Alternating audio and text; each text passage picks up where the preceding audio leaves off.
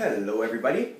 This here is what I call a braided flower. Now I have purposely used 3 different colors in this one, and I've made this bigger than I normally do, and hopefully making it bigger and with 3 different colors you can see how I'm going to do it. I'm going to do this a few different ways. I've had some questions about how do I do it, and I know this is very complicated. There's a lot of different things, different ways that you can be told to do it.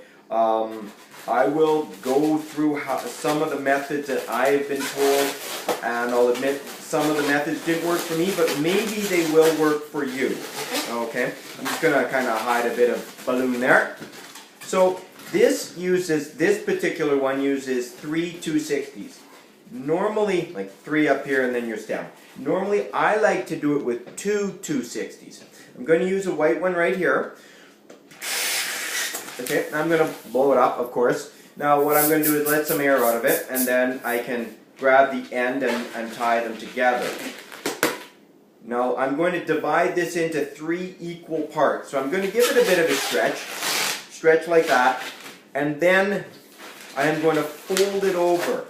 Okay, with the knot is right here, no twist or anything right there. Now I'm going to do a S shape, that's what I call it, and when I've got it up against myself, I can look down like I'm doing now, and those are approximate equals. I see the top's just a little bit bigger, but we're going approximate, okay? So I'm going to twist here, so that should be 1/3, and that is 1/3, and that is 1/3. Then I take my knot, and I press it into the middle, and I spin it around, and then I'll take my first 1/3 and wrap it through, and that should hold everything.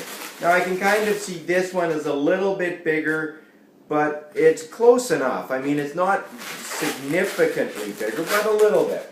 Anyway, we're going to take this, we're going to spin it around. So I'm joining my 2 sections of balloons there.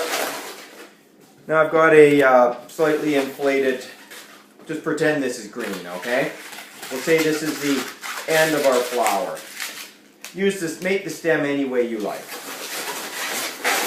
Now we're going to wrap that around. I find it easier to do this when I have a stem or a middle section attached. Now, if I see, like right here, this flower, this section here is quite a bit smaller than this, I'll try to arrange it so that our sizes are approximately the same.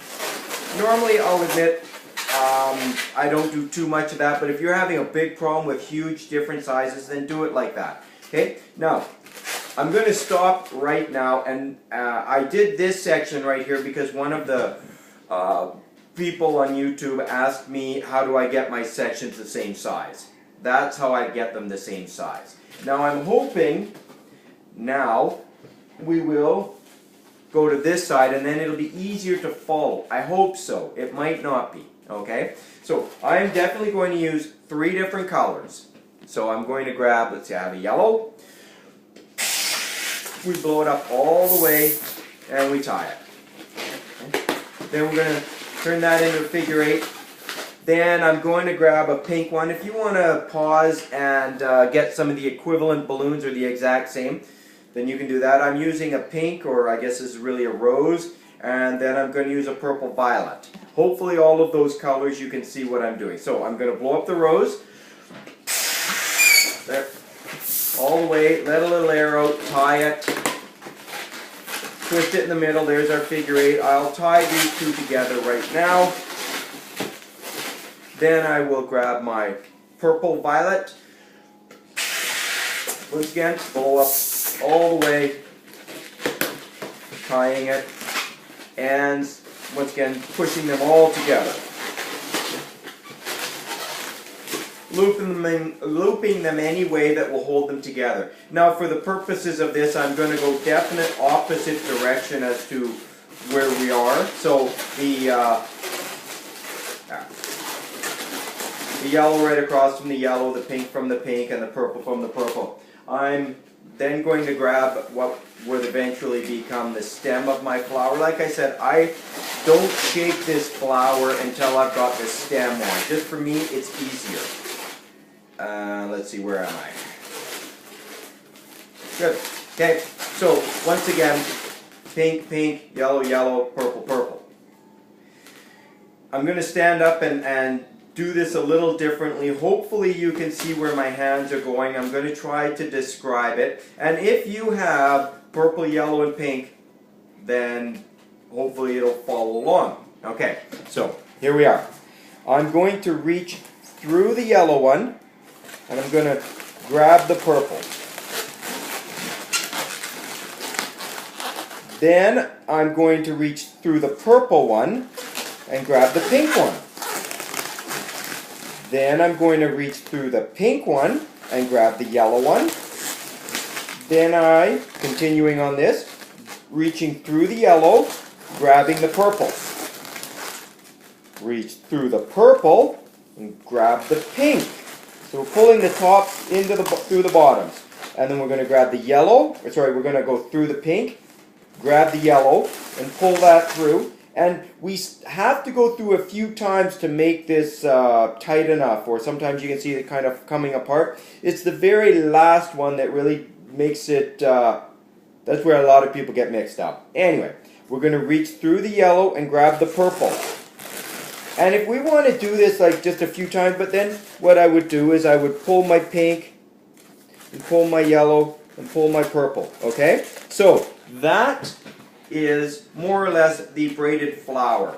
A few other things to think about. I'm going to move my stem out of the way. Your purple should kind of go in a straight line. Your pink should go a straight line. Your yellow should go in a straight line. And if you look on the inside as well, we can see our purple, straight line. Our pink, once again, straight line. And that would be our yellow in a straight line. Hopefully you follow that. Back up the video here if you need to. If you have any more questions, I'll definitely try to help. I'll admit I can't help every question. Some of them are just what I would consider too difficult. But I like to do it with 2 260, not 3 260s. That's my personal preference. Okay, so once again, I'm going to show you this, but I'm reaching right through. I'm going to change my seat again here. This is all one color, so it'll be harder to follow. But we go there, and we just keep pushing and reaching through. You'll have to excuse the squeaking for just a little bit.